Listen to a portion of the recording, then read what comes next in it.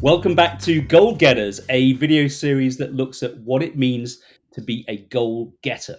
You push forward in the face of risk, you go all in, you speak up, lean in, and take your seat at the table, because being a goal getter means you believe in seeing what you can do. Today, I'm joined by Michelle Cederberg, a health and productivity expert. Michelle is driven by the power of human potential. Her innovative methods help organizations increase productivity by cultivating energized and engaged employees. I'm really looking forward to this session. Michelle, welcome to Goal Getters. So happy to be here, Steve. So I gave you the shortest of introductions, but you have an incredible career and some amazing accomplishments. Will you tell our audience a little bit about yourself? Absolutely. I have been a professional speaker for over 17 years, and I focus on health and productivity, as you said. And I came to that through health and fitness. I was a personal trainer. I have a master's in kinesiology. I taught in the fitness department at the college in the town that I live in Calgary, Alberta. And I've just kind of moved all of that towards now talking about health for high performance. I've written a few books. I'm a coach, and I really love what I do. That's awesome. So obviously, you're driven by the power of human potential. What road did you take personally to discover this as your passion? Oh, it's so interesting. I was working in the health realm and doing, presenting on the side here and there. And I started to realize that in my personal training sessions, I was saying the same thing over and over again to different clients and thought, what if I could get in front of bigger audiences and share the message to have a broader reach? And so I started to dabble in the presenting. And my sister, who's a teacher in British Columbia, Canada, invited me to do a presentation at the teachers convention, and I went there to 250, 300 people, and I was just in my element. being able to share the message of the things that are important to me to so many people, and then have conversations about it afterwards, lit a fire in me that says, you know what, I think I need to do more of this, and so it went. That's awesome. Sometimes just having that spark, right? That inspiration just kind of can really light a fire in somebody. Um, and yeah, and discovering that purpose is really really insightful. For me, I've been in marketing my entire career, progressive and different parts of technology, always in tech. But I always had a passion to be in marketing, and just got more and more and more engaged. And when you see the impact that you can have, it can be important. Um, how so from that very first stage, how did your purpose evolve, and how did it grow from those early stages? Well, I mean, for anybody, I think that we start off, examining all sorts of different possibilities to find out what, gets us inspired. When I was doing my undergrad, I was majoring in psychology and I was minoring in French. And I don't know where that came from, but I realized fairly quickly that it wasn't resonating with me. And so I started to take other classes, and I discovered this thing called kinesiology. I'm still very much interested in the psychology bit, but then I started to discover this whole world of mind and body. And that it grew from there. I took a degree in psychology with a minor in kinesiology, and then when I went back to grad school, it was a master's in kinesiology with a minor in exercise, now psychology. And so like I chose the mind body realm and started to go deep in what lit me up. I think for most of us in discovering our purpose, it's not a one size fits all approach. And depending on age and stage, it can change over time as well. So yeah, we need to pay attention to what lights us up, I think. Yeah. So talk to me a little bit more about this combination of mind and body, and setting goals, and how does the mind and body work together in helping us achieve our goals? For me, the connection between mind and body is an obvious one. when we listen to what we need for ourselves as individuals, what lights us up, and we also listen to what our physical body is asking for us, then the two can work together so we can have the energy to pursue the goals that we want. So we listen to our mind to tell us what excites us. And then in order to do the thing, we have to take care of ourselves. I don't know if that makes sense, but for me, it really does. Yeah. What does it mean to set goals with purpose then, for you personally? Setting goals with purpose. Um, you know, for me, setting goals with purpose means that we have to set meaningful goals that are aligned with our values, that are aligned with our passions, that are aligned with our long-term vision. We need to be excited about the things that we're going to be spending that much time and energy on. So when you set goals with purpose, you have to not only consider the what I'm doing, but why am I doing it? We have to reflect on our core values and what it truly means to us. And I also think it's really important when we're setting goals with purpose, we need to think about how achieving that goal will change us. How will it improve us? I think we're all familiar with the how to set SMART goals, the SMART goals acronym, and specific, measurable, attainable, realistic, time based.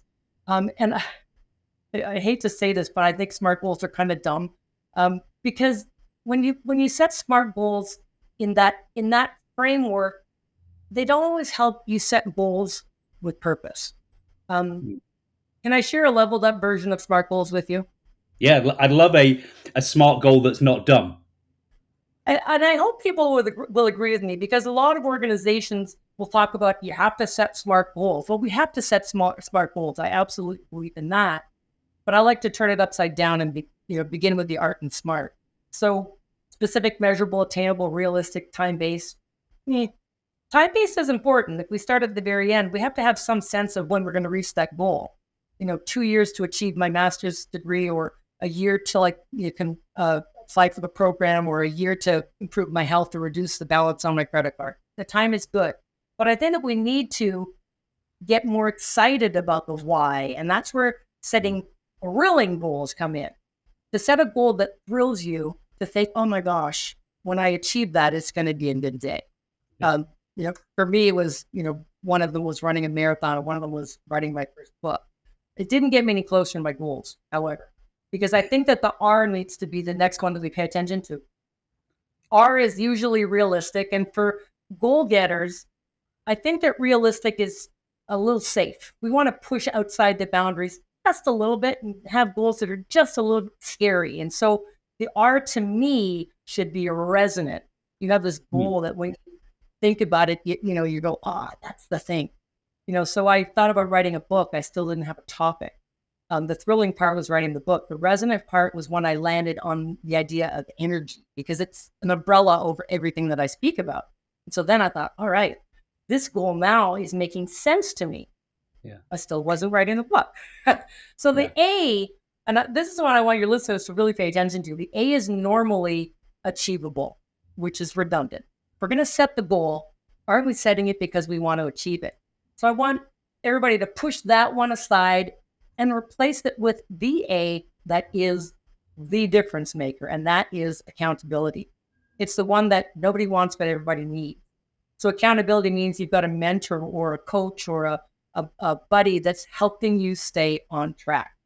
For me, writing the book, I had three other professional speaker colleagues and our book coach. We would meet once a week, and we had to deliver the pages, or we were out of the group, no questions asked.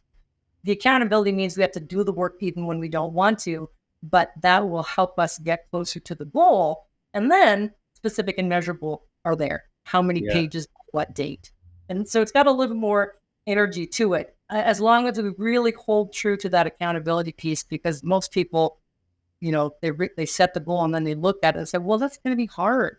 So accountability will help you make those steps even when you don't want I love that. I love that. So, how to set goals that are not dumb, that are beyond smart, and that are really art. So again, thrilling, resonant.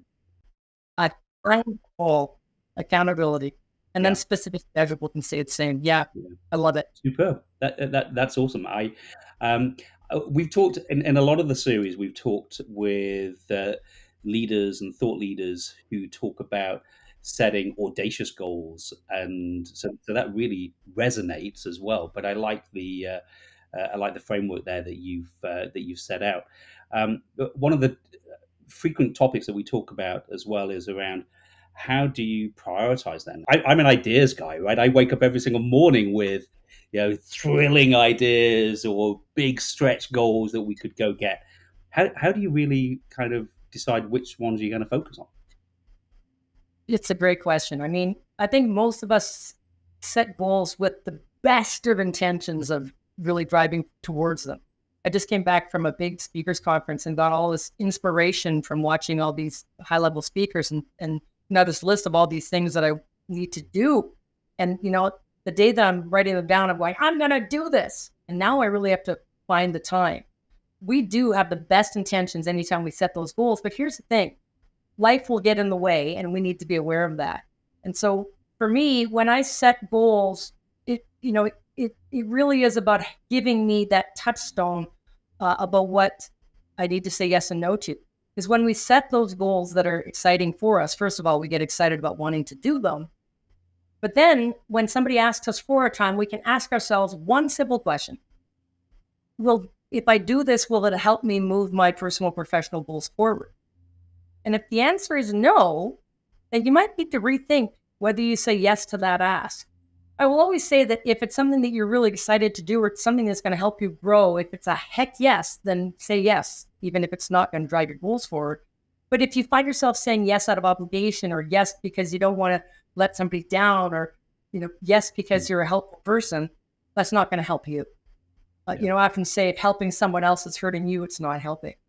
That's number one. You want to make sure that, you pay attention to those things that are going to drive your goals forward. Number two, if you regularly find yourself putting out other fires and find there's never time left for you to pursue your own goals, then you might need to take a look at what you're saying yes to and to, do an inventory of all the things you've got on your plate and ask yourself if it's relevant for what's important to you now.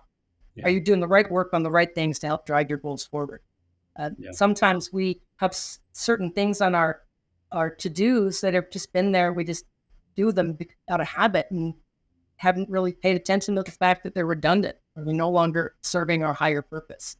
So that can be a valuable way to say, all right, how am I going to find time to prioritize those big goals, those purpose-filled goals?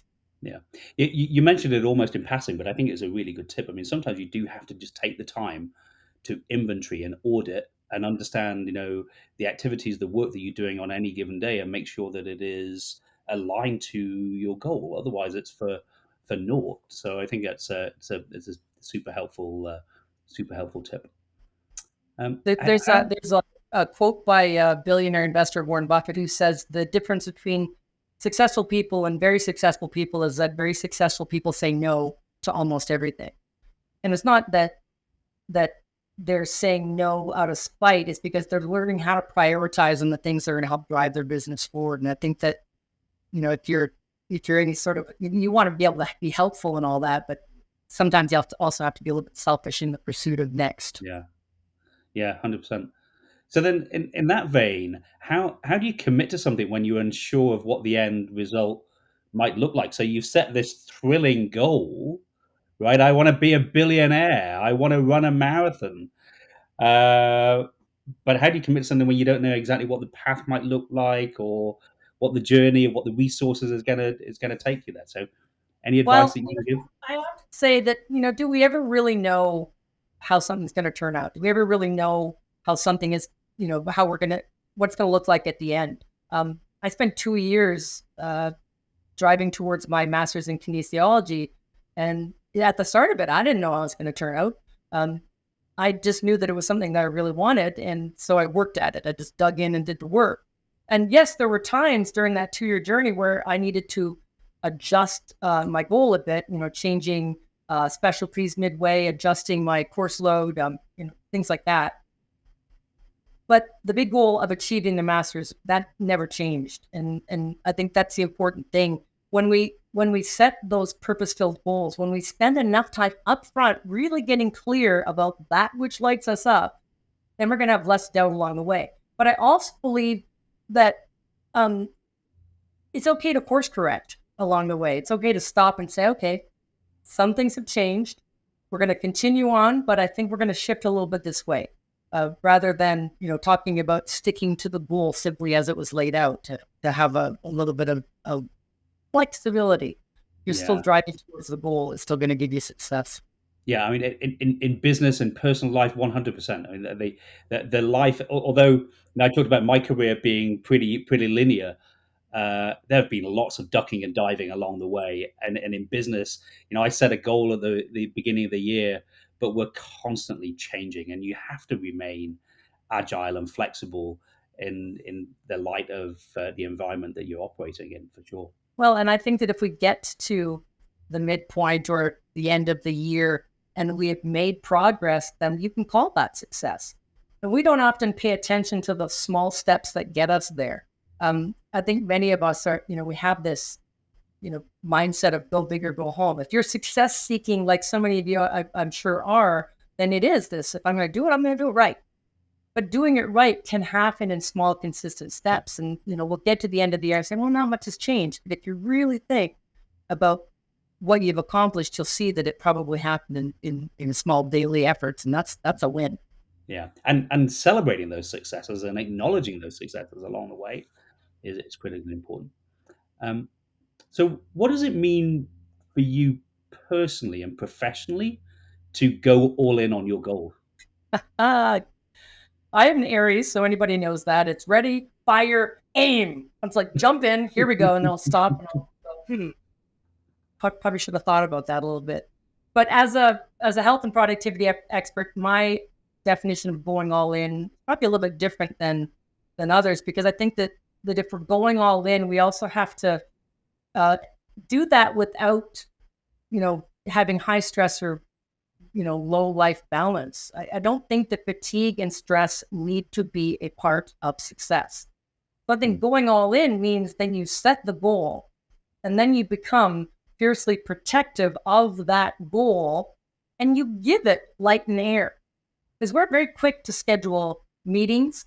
We're quick to give our time to our colleagues and our clients. We're quick to schedule ourselves in all day long, but we don't always schedule in time to go all in on those goals. So go all in does not have to be sweeping my plate clean and I'm just Yeah, focusing on this. It means that you're giving it some time at all. Because in our busy worlds, we've got so many competing priorities. And what ends up happening is the goals sit aside alongside us, just waiting for us to give them some attention. Set the schedule and put some time to work on your goals, if not daily, then weekly. I'll use exercise as an example because it's something everybody can get behind. If you're scheduling in your workouts, we can be really quick to shift that time if somebody else asks for it, rather than, say to ourselves, well, my client doesn't need to know that the very important meeting I've scheduled at 4 o'clock happens to be with my treadmill. And so don't give it up. Schedule in the time for yourself to work on those goals. I'm a big believer in small steps. You can work consistently towards the thing. That to me is going all in because you've committed to giving your goal some light and some air so that yeah. it can actually move forward. And that excites me. So be fiercely protective of the time that you give to your goals and make it a regular occurrence. I love that, because in a lot of our conversations, we think about going all in being, okay, it's just, to your point, the Aryan, or, aim, shoot, deliver, versus stop and think and be considerate and sometimes slow down to speed up. That can be going all in to achieve your goals. It's not necessarily going at 100 miles I an also hour. think it's important to consider the big picture. What does success look like for you? And to me, it's a balance of health, happiness, and financial stability. You have to have all three, or you're not going to be successful. You can have all the wealth in the world, but if your health is declined, or you lost connection with your family, or don't have that sense of purpose around it, then it's not going to be as enjoyable. If you have great health, but you haven't focused your energies towards anything that's going to help you, have a roof over your head and a lifestyle, then it's not going to be great either. And if you're working on all these things, but it's making you miserable, then the question is, what is the point? Yeah. So trying to keep health, happiness, and financial stability in the mix means that you need to decide what enough looks like for you, what going all in means for you. And at the end of the day, if you have all those things in a good balance and you're feeling proud of yourself for the steps that you've taken, to me, that is 100% going all in on your goals. If you can achieve them and still have life balance and people that love you and your health on your side, that's a good thing. Superb. So I'd be remiss if I didn't mention it. I see it right behind you there. Your book, The Success Energy Equation. Um, what's the key theme? What's the one takeaway? Well, the subtitle is How to Regain Focus, Recharge Your Life, and Really Get Shit Done. I hope I can say that here. You could beep it out otherwise. But the idea is that on the path to success, there's four factors that we need. We need to have the goals. We need to have the belief in ourselves about those goals. We have to have the discipline to do the work. And then for me, with my background as a kinesiologist and a health expert, the energy to drive the mission. So it talks about how to find the energy to drive success and to have fun along the way. Superb, superb. Michelle, it was an absolute pleasure. Thank you so much for spending some time with me today. Thanks so much. It's a great pleasure to be here with you, Steve.